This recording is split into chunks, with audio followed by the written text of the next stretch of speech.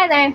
I wanted to show you how to add corner trim to a house. So when you first upload a photo, it is going to detect all of the trim in one layer together. So that means the gutters, the downspouts, the corner posts, the window and door frames. It puts it so that when you apply a product, all of those areas are going to change at the same time. And so in some cases, you might not actually be changing all of these on the home. So the gutters and the downspouts and the fascia, those are all going to stay the same color. Then the way to go is just to get rid of that trim layer entirely so it's not interfering. So you could go to the edit icon I just clicked, click on a section of that trim, and then remove the entire surface. And then it'll just be out of the way and you can just start fresh drawing in the trim where you need it to go. But let's say you don't want to spend time redoing it, and maybe you are changing the color of the fascia and the gutters, and it did a pretty good job of masking it out for you.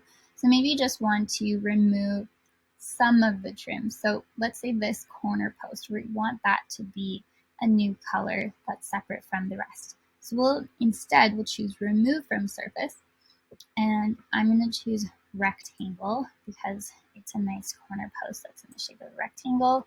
You click one time and then drag your mouse so there's a little red rectangle, if you can see it, and go to the bottom. It doesn't have to line up perfectly, you just need to get over the area that you want to eliminate. And now this little corner is no longer highlighted in blue. That is no longer part of the trim. So you can now hit done, and it'll give you the layer types again. If you hit save and continue, those will go away and you'll see your products. So just go back to edit, and then you'll see these layer types, product types. And now you can choose trim and redraw that in where you want it to be. So I'm going to use rectangle again, and this little microscope at the top is pretty good. If you just want to use that, you can just drag over and see the bottom corner there where you want to go.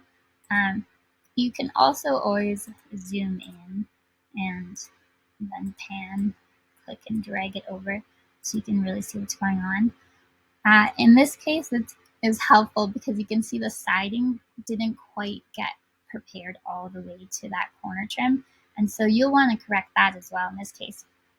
So we're going to finish with this corner, hit done, and now we can adjust this by adding to the surface. So this section of siding, we're going to add. Rectangle is my favorite tool if you can use it whenever there's a straight line. Now we're just going to add in that gap that was missing. You can overlap, that's fine. Click over that section, and now it'll butt right up against that trim layer, a nice straight line. So when we go, we'll hit save and continue. Now we can zoom out a little bit.